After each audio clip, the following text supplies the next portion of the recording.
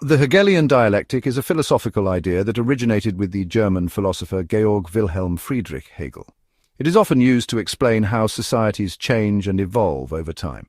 The Hegelian dialectic has three essential parts: problem, reaction, and solution. First, a problem is created or identified within society. This problem causes fear, confusion, or anger among the people. People then react to this problem, often in a predictable manner. Subsequently, a solution is presented, usually by those in positions of power. This solution is often what the people in power wanted to implement from the beginning. This framework can be used as a tool for manipulation and control. Powerful individuals or groups can use it to steer public opinion and behavior. They create a problem and then manage how people react to it, often through media and propaganda. This leads people to accept the pre-planned solution that is offered to them. This solution typically benefits those in power, reinforcing their control and influence. Think of it like a carefully orchestrated play. The powerful individuals are the directors orchestrating every move. They write the script and control the actors, who are often unaware of the larger plan. The public is the audience, watching the play unfold and reacting to it. They experience a range of emotions, from joy to shock, without realizing the manipulation behind the scenes. But they don't realize they are being manipulated and controlled. The Hegelian dialectic is a powerful tool that can shape societies. It can be used for both good and evil purposes, depending on the intentions of those who wield it. It is crucial to understand how it works, so you can spot it and resist manipulation. The Iraq War is a clear example of the Hegelian dialectic in action, a philosophical framework that involves a problem, a reaction, and a solution. The problem was the claim that Iraq had weapons of mass destruction, a claim that was widely publicized and accepted without sufficient evidence. This claim was presented as a significant threat to global security, suggesting that these weapons could be used against any nation at any time.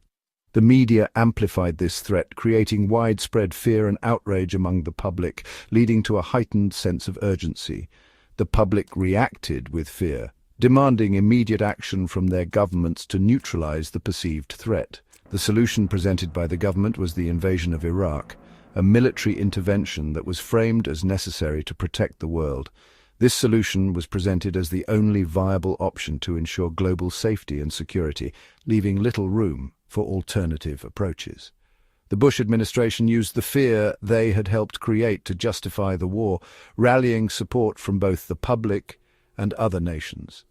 Years later, it became clear that Iraq did not have weapons of mass destruction. The problem was manufactured, the reaction was manipulated, the solution was pre-planned, revealing a deliberate strategy.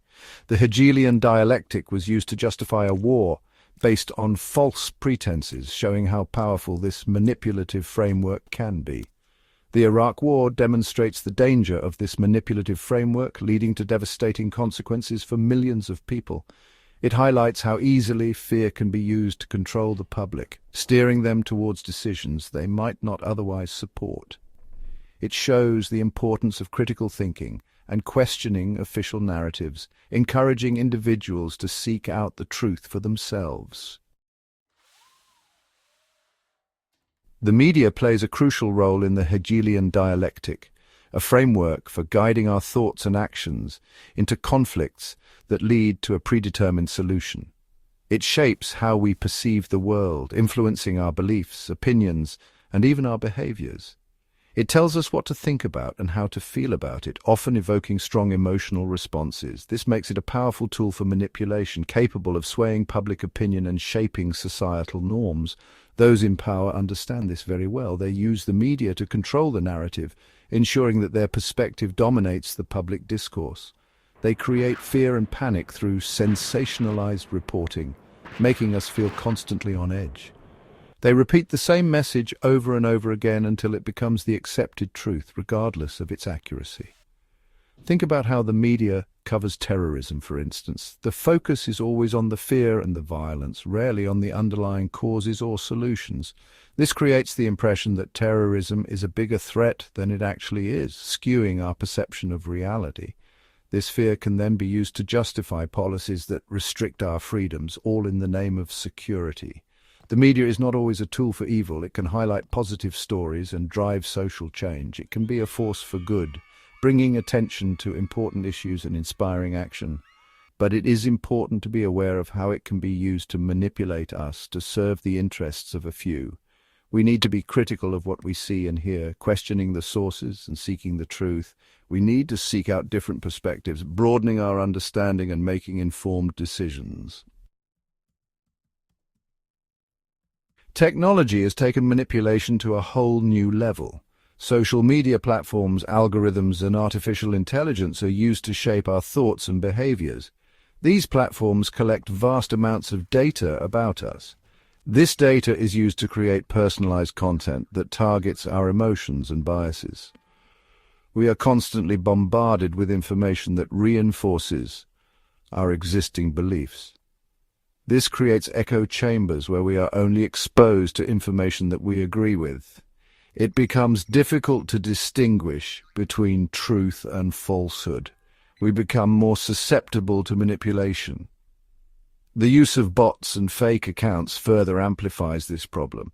These accounts spread misinformation and propaganda. They create the illusion of grassroots support for certain ideas or movements.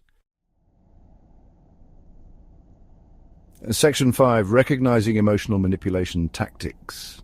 Emotional manipulation is at the heart of the Hegelian dialectic. It preys on our fears, insecurities, and desires.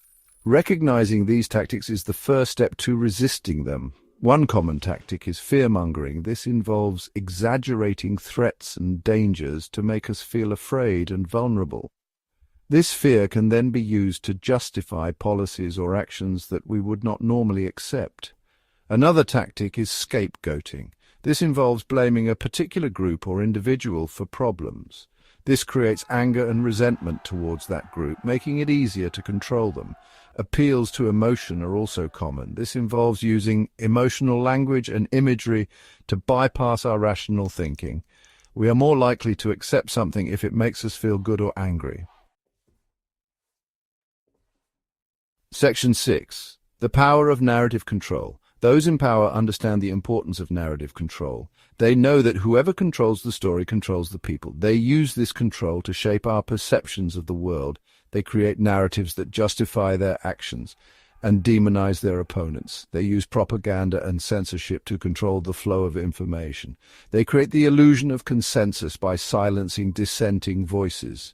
This control over the narrative allows them to maintain their power. It allows them to shape our beliefs and values. It allows them to control our behavior.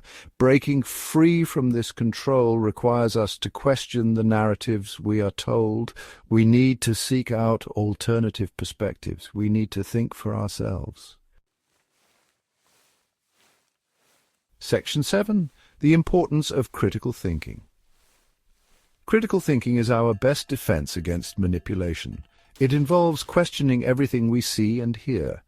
It involves analyzing information objectively and drawing our own conclusions. When we encounter a news story, we should ask ourselves, who is reporting this story? What is their agenda? What information is being left out? We should also consider the source of the information. Is it reliable? Is it biased? We should also be wary of emotional appeals and logical fallacies. We should not let our emotions cloud our judgment. We should look for evidence to support the claims being made. Section 8. Seeking alternative perspectives. It is important to seek out alternative perspectives. This helps us break out of echo chambers and challenge our own biases. It allows us to see the world from different angles. We should read news from a variety of sources, both mainstream and independent. We should listen to people who have different opinions than our own. We should be open to the possibility that we might be wrong. Seeking alternative perspectives can be uncomfortable.